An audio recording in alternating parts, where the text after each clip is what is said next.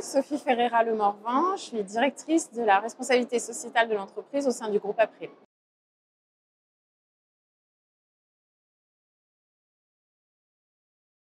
Alors aujourd'hui à Préventica, je suis venue parler de la santé, de la qualité de vie au travail et de l'attractivité de la marque employeur. Voilà, et de tout ce que ça comporte pour un employeur dans le dialogue avec les collaborateurs de l'entreprise.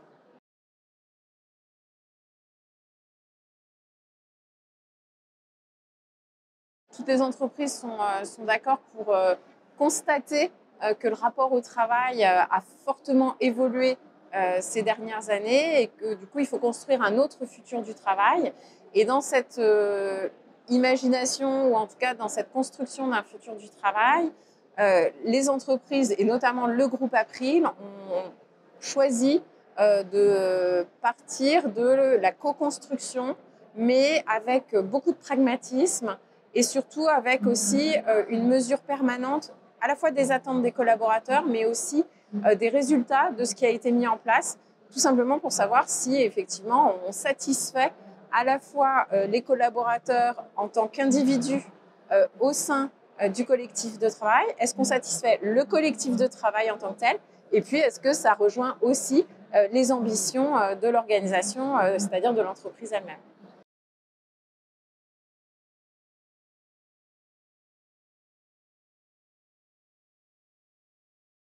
Alors, dans les conseils, je crois en tout cas, un des fondamentaux qu'on a choisi au sein du groupe April, c'est vraiment de pratiquer l'écoute active, c'est-à-dire d'être en permanence, à la fois dans l'écoute de ce qui se dit, mais aussi de ce qui ne se dit pas, de ce qu'expriment les collaborateurs, et puis aussi d'être dans la communication, en tout cas, de ce qu'on fait, dans la communication aussi des résultats qu'on a obtenus en matière de qualité de vie au travail, justement, de santé, de satisfaction, et vraiment d'agir avec transparence.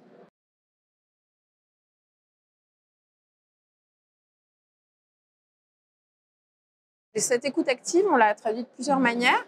De manière un peu formelle, avec effectivement une enquête de satisfaction des collaborateurs, une enquête annuelle.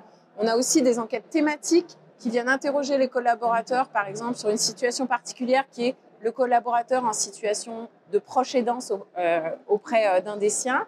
On va ensuite faire une enquête sur la santé au travail et les attentes des collaborateurs en matière de santé au travail.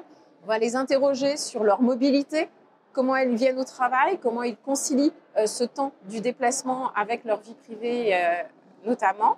Donc ça, c'est, on va dire, plutôt une écoute formelle. Et puis après, on va organiser aussi des temps de collaboration, notamment dans le cadre de l'élaboration de la politique RSE qu'on a intitulée Oxygène.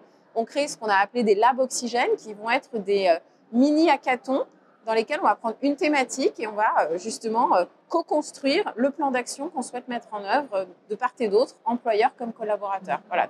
Donc c'est ces différents temps qui permettent effectivement d'avancer ensemble vers un futur du travail qui de toute façon n'est pas écrit et qu'on va justement écrire tous ensemble.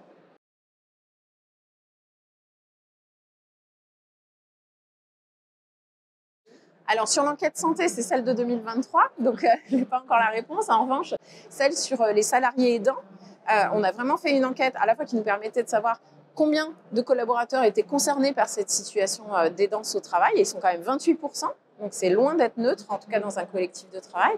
Et puis ensuite, on a voulu savoir s'ils connaissaient les dispositifs à la fois de droit commun. Est-ce qu'ils connaissent les dispositifs propres à l'entreprise? Et notamment chez April, dans le cadre de notre accord handicap et aidance, on a mis en place le don de RTT, une journée supplémentaire pour les proches aidants. Voilà. Est-ce qu'ils connaissent ces dispositifs? Est-ce qu'ils les utilisent? Et s'ils ne les utilisent pas, pourquoi? Et puis enfin, quels sont les manques? Et à l'issue de cette grande enquête, on a réalisé un guide complet du salarié aidant qui permet de rassembler l'ensemble des ressources, des dispositifs.